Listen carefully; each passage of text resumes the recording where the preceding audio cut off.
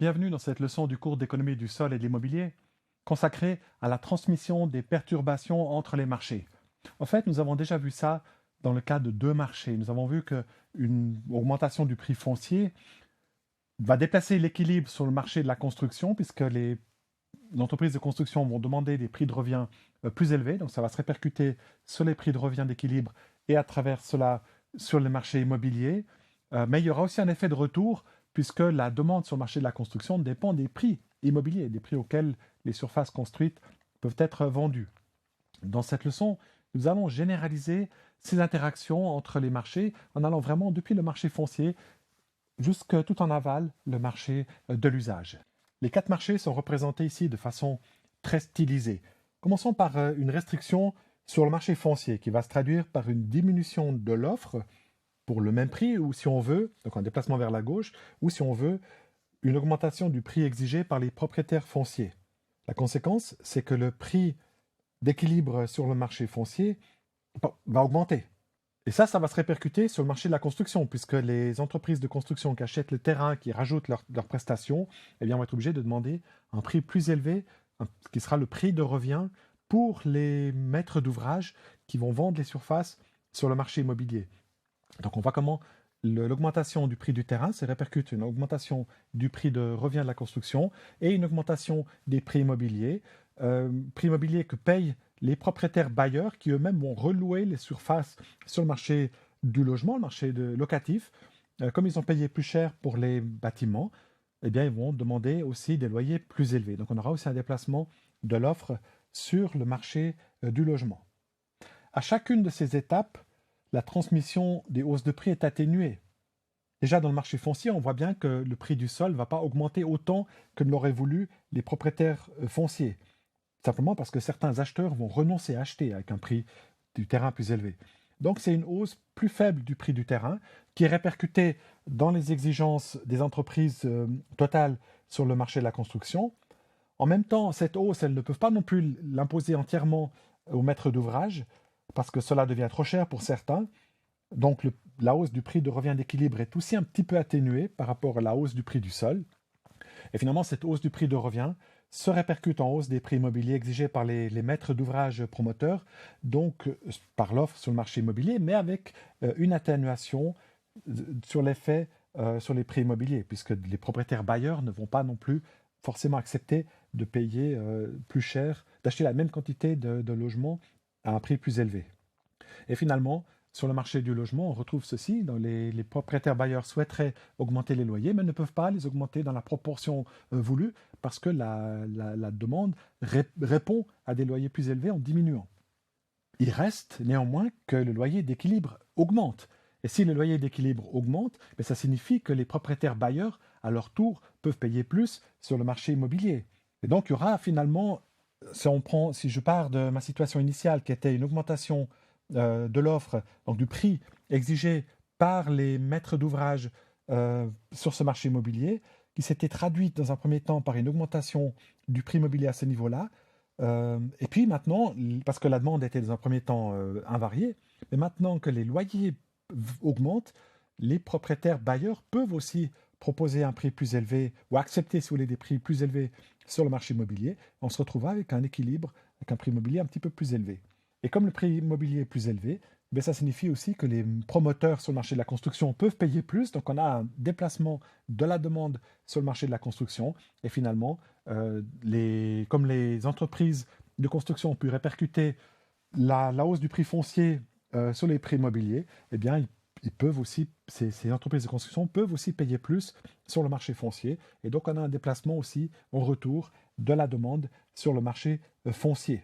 On pourrait même imaginer que si la demande, si le loyer augmentait suffisamment pour absorber l'augmentation des prix fonciers, eh bien, on pourrait avoir une répercussion jusqu'en bout de chaîne où il n'y aurait plus du tout d'atténuation par le fait que la demande n'accepte pas n'importe quelle augmentation de prix.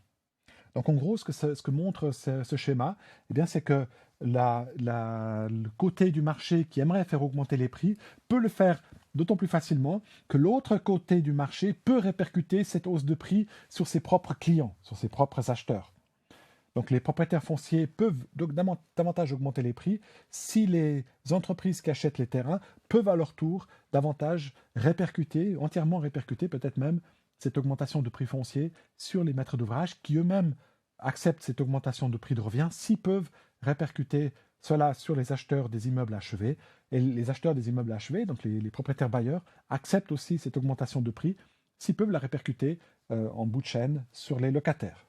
Cet exemple a montré que les changements de prix se répercutent d'amont en aval, donc du marché foncier vers le marché de l'usage, à travers le côté offre du marché. Et en retour, les perturbations de prix, les changements de prix se répercutent de l'aval vers l'amont à travers les demandes. Et ça reflète simplement le fait que les acheteurs sur un marché sont les vendeurs sur le marché en aval. Et les vendeurs sur un marché sont les acheteurs sur le marché en amont. Voici un autre exemple de transmission d'une perturbation, mais cette fois de l'aval vers l'amont, donc du marché du logement vers le marché foncier. Il peut s'agir d'une augmentation démographique qui déplace la demande vers la droite ou le consentement à payer des loyers vers le haut. Donc le loyer d'équilibre va augmenter, ça va attirer plus d'investisseurs sur ce marché du logement qui vont vouloir proposer des surfaces d'habitation et pour ça ils vont acquérir plus de logements sur le marché immobilier, donc la demande sur le marché immobilier augmente, donc aussi les prix, ce qui va attirer davantage de promoteurs. Les promoteurs vont pouvoir proposer des immeubles sur le marché immobilier, doivent les faire construire sur le marché de la construction, donc ils vont augmenter leur demande sur le marché de la construction, ce qui va augmenter ce que les entreprises vont recevoir pour leurs prestations, et donc elles vont aussi construire plus, et pour construire plus, elles vont acheter plus de terrain. Donc on verra aussi la demande augmenter sur le marché foncier. Finalement, l'augmentation du prix sur le marché foncier va déclencher des effets de retour sur tous les marchés en aval, semblables aux effets directs que nous avons vus précédemment, qui étaient partis d'un choc sur le marché, de prix sur le marché foncier. On voit que grâce à toutes ces hausses de prix qui se répercutent du marché du logement jusqu'au marché foncier, eh bien, on s'assure que les terrains seront mis à disposition, que les bâtiments seront construits, seront achetés par des investisseurs et seront mis en location pour répondre à la demande accrue de logements provenant de cette augmentation démographique initiale. Un dernier exemple, cette fois une perturbation qui touche directement deux marchés dans la chaîne. Il s'agit d'une augmentation des salaires. Alors, un effet de l'augmentation générale des salaires, c'est que ça augmente la capacité à payer des locataires, donc leur consentement à payer. Donc on a ce déplacement vers le haut de la demande de logement qui va faire augmenter les loyers, donc les prix immobiliers, et par transmission sur les marchés en amont, les prix de revient et les prix fonciers. Mais d'autre part, la hausse des salaires va aussi toucher la construction, les prix de construction. Donc on aura une augmentation représentée ici, des prix de revient exigés par les entreprises de construction qui doivent payer des salaires plus élevés. Et cette augmentation des prix de revient va se répercuter en amont et en aval, va se répercuter en diminution des consentements à payer pour le sol. Les entreprises payent moins pour le sol si elles doivent payer plus pour leur salaire. Et puis en aval aussi, puisque les maîtres d'ouvrage qui doivent payer plus pour les prestations de construction, eh bien, vont aussi exiger des prix plus élevés pour les immeubles achevés. Ce dernier exemple montre que même si souvent on peut deviner dans quel sens une perturbation en amont ou en aval va affecter les prix et les quantités échangées sur un autre marché, ce n'est pas toujours facile, ce n'est pas toujours possible. Par exemple, dans le dernier exemple, on a deux effets contraires qui viennent finalement échouer, si j'ose dire, sur le marché foncier. D'une part, les entreprises de construction veulent payer moins parce qu'elles doivent payer davantage en salaire. En même temps, elles peuvent payer plus puisqu'elles-mêmes vont pouvoir vendre plus cher leurs prestations à des promoteurs qui eux-mêmes peuvent vendre plus cher les logements à des investisseurs qui peuvent les louer plus cher. Donc on a des effets contradictoires qui viennent du même choc, qui est un simple choc de salaire. Ça aurait pu être un choc de taux d'intérêt, par exemple. Donc suivant la nature de la perturbation, il est finalement très très difficile de savoir quel sera l'effet net, quand on a des effets contradictoires, quel sera l'effet net sur chacun des marchés. Et pour ça, pour pouvoir bien le calculer, on aurait en fait besoin des équations de l'offre et de la demande, un peu comme je les ai utilisées dans les leçons précédentes. Et en particulier, ce qui va jouer un rôle, c'est la sensibilité de l'offre et de la demande par rapport à des variations de prix. C'est ce qu'on appelle l'élasticité. Donc dans cette leçon, nous avons vu comment les perturbations se répercutent d'amont en aval et d'aval en amont le long de la chaîne de valeur qui va du marché foncier jusqu'au marché de l'usage. Ça nous a permis aussi de retrouver toutes sortes de notions qu'on avait vues, le compte à rebours, la valorisation des biens immobiliers.